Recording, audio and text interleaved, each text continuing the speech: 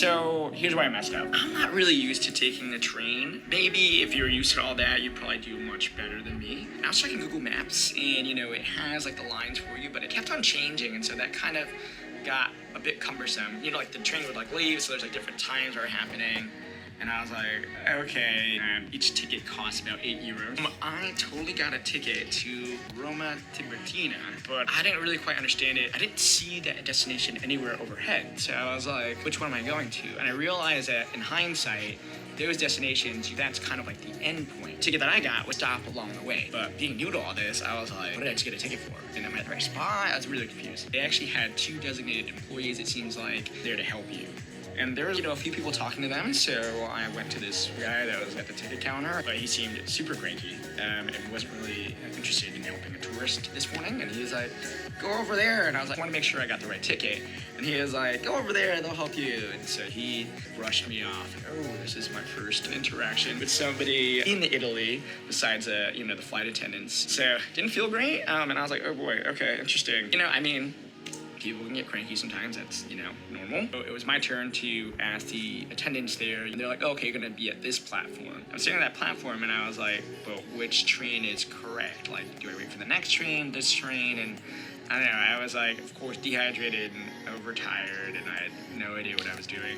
I called Will because Will's already there. He was like, just go to Roma Termini. That'll get you into like the center of Rome. It's like the biggest one that connects to all other lines. The one that I was going to would be a smaller one, and there are less connections and less times available. So, let's make it super simple.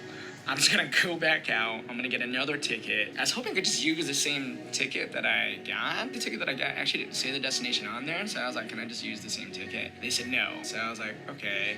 So I had to go back out, get another ticket, and also didn't say the destination. And I was like, okay.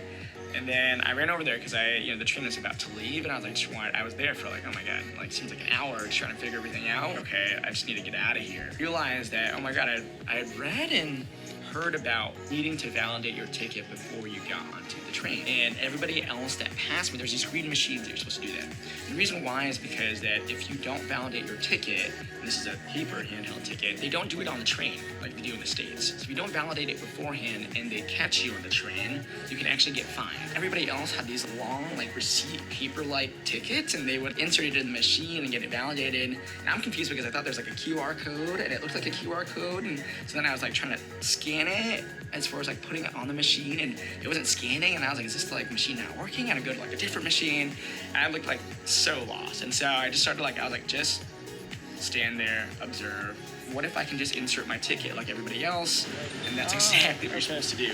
So you just insert, even though I had a small ticket, you insert it and put it to the left as the symbol says, and it'll just stamp it. Here's a super helpful video to show you how to validate your ticket. And then I went to the conductor, very nice woman conductor, and she told me, perfect English, what you bought was a second class ticket. This is a first class train. And I was like, okay.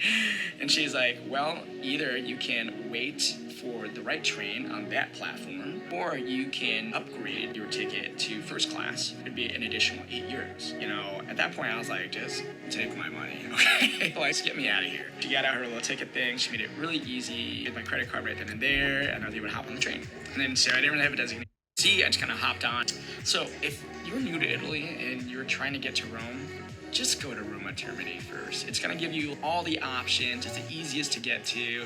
There's a big overhead thing that says Roma Termini, so just do that. Don't go through the headache like I did trying to shortcut or find a different way to get to somewhere else. Just go to Roma Termini, just get yourself situated and go from there. That's what I'd say. So conductor got on the train and went around checking tickets, and I realized that a lot of people pulled out their phone. And so there's 2 major train companies. I think the biggest one is Trenitalia, and with that one, you can get an app. You don't need to paper validate your ticket at all. What they do is they go around and they'll scan your phone and the QR code associated with your ticket and seat number. So definitely get the app. Trenitalia, it makes it super convenient, super easy. It gives you updates about the train being delayed, all that good stuff. So remember that the charging outlets are different here in Europe, so you gotta make sure that you bring an adapter with you for all your electronic US accessories. And there's my little ticket there with the QR code, which I still have no idea what it's for. Oh, maybe it's for the conductor scanning. that code if they want to.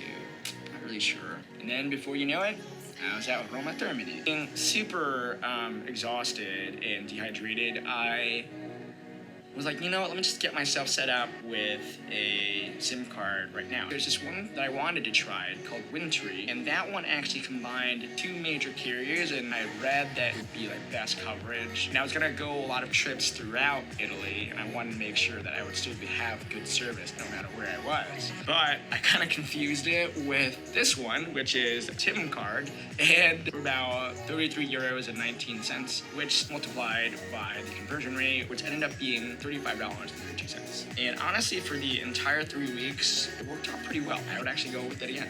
So then I had to find the metro to get to my Airbnb still, and that is a whole nother adventure. And if you want to learn more about the mistakes I made so that you don't make them when you go to Italy, check out the next video. More Italy content to come that'll hopefully help you for your adventure when you go to Italy. If you found this video helpful to you, do me a favor and hit that like and subscribe button so I can know to make more videos like this. All right, much love. I'll catch you next time.